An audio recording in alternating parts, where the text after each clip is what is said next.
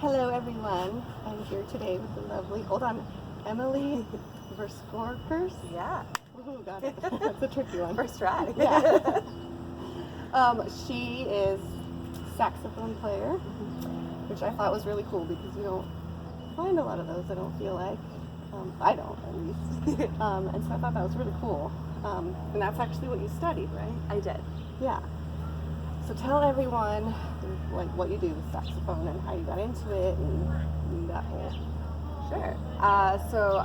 My musical journey, I guess, started when I was young. I played piano, sang in the church choir, and all that. My first wind instrument was the clarinet.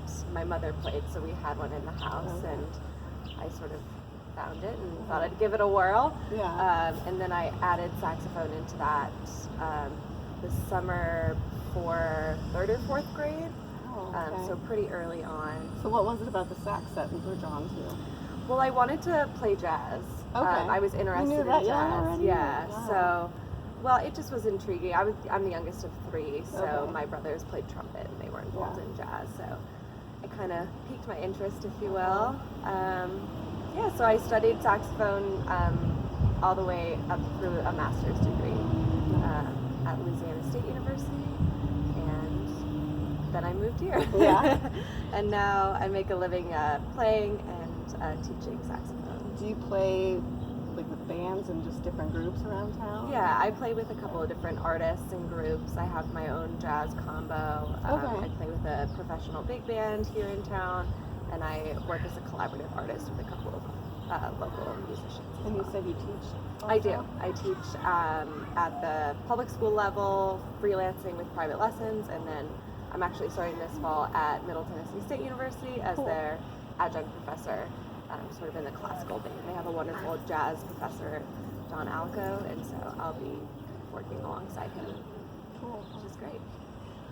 So I feel, at least from my perspective, that saxophone is, I guess, like predominantly, like I don't see a lot of female sax players. Do you find that?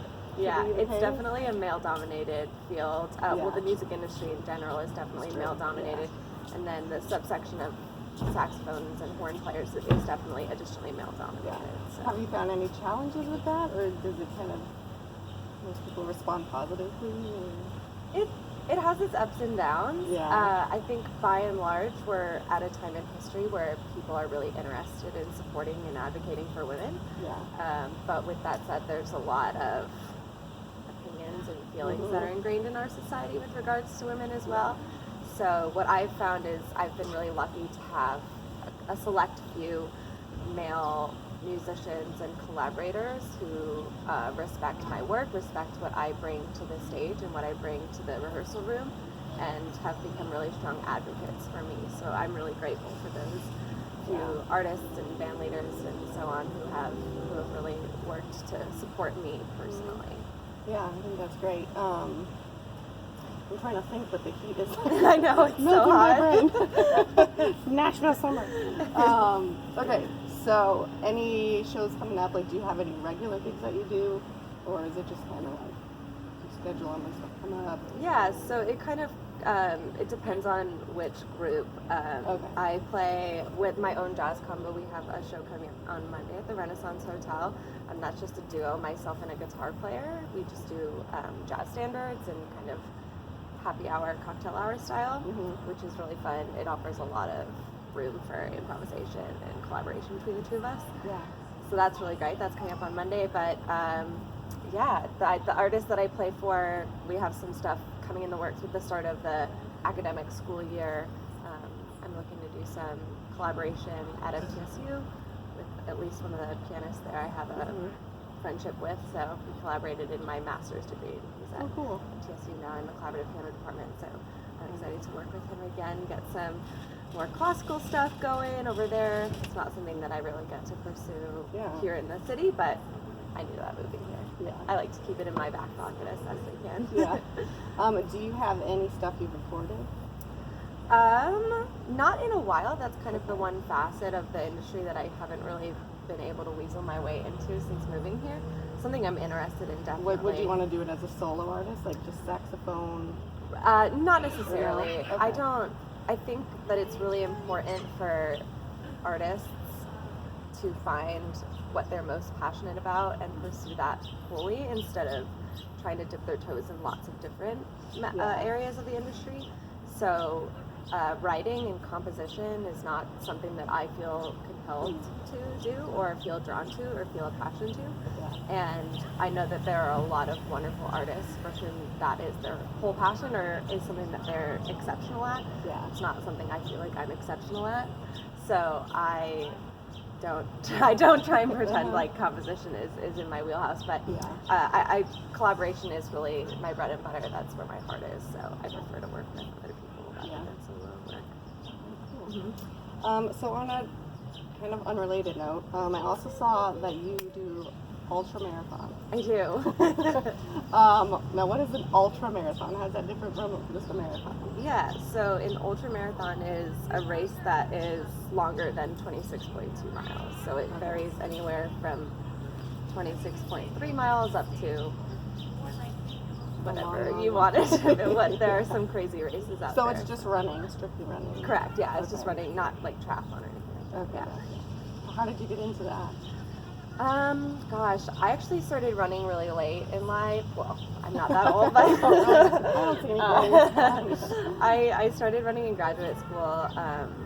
It's funny that we're over here in East Nashville. I am a rock climber as well. That's one thing I really enjoy. And when I was in graduate school in Louisiana, there weren't any gyms to go to or like mountains to climb, if you can believe it, in Louisiana. It's mostly a swamp. So I was spending a lot of time just in a practice room by myself, and that was fine, but it was very isolating. So I wanted to get outside. I've always loved the outdoors. So I started running, and except for today. Actually, I did run today already, so that's probably like why I'm sweating extra. My body's still like recovering from that. It was, but once I moved here, I wanted to kind of keep that up, and I found a really wonderful trail community here. So that's kind of my focus shifted when I moved to Nashville, away from the roads and onto the trails. So that's kind of where I fell down the rabbit hole of ultra running. I found a really wonderful community out here on the trails, and it's exceptionally supportive, and everything that you can learn about yourself or another person, you can learn during an ultra. So it's a true test, both mentally and physically. Do you have a group of people that you train with for those? I do. Okay. Off and on, we kind of all train for separate races, but we all work together. We get together 2 or 3 times a week to train. And then, of course, we do train on our own as well. But it's nice to have that wonderful community. I'm actually flying out on Thursday to go crew and pace and support a runner at a race out in Colorado. So we're really excited to have a little bit of a squad going out there to support a couple of national runners. So awesome. Yeah, we're really excited. Cool. Okay, so where can people find you? Online, on social media? As is, I guess, Nashville typical. The majority of my show announcements and content is on Instagram, so you can find me at EmilyAnnBK, and then I do have a personal website as well, EmilyAnnBK.com. And the letter N? No, Ann, A-N-N-E, it's my middle name. Emily Ann. Yeah. BK. Yeah. Okay. It's my first and middle names, and then my last name in initial form. Gotcha.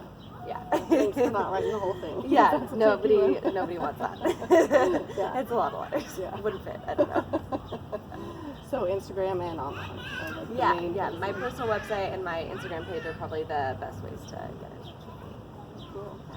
Any last thoughts? I'm just really glad that you reached out. I think it is really important to help support women, especially female instrumentalists. I think that's something that's often overlooked in Nashville, and there are some really awesome and powerful women who are doing really wonderful things.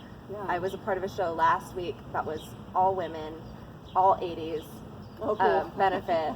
It's called Flatiron Maiden. It's something I've been a part of for 2 shows now, and we're still riding the high from that night, but there's so many wonderful women doing wonderful things in this city musically, so I just encourage everybody to seek out female artists, seek out female instrumentalists.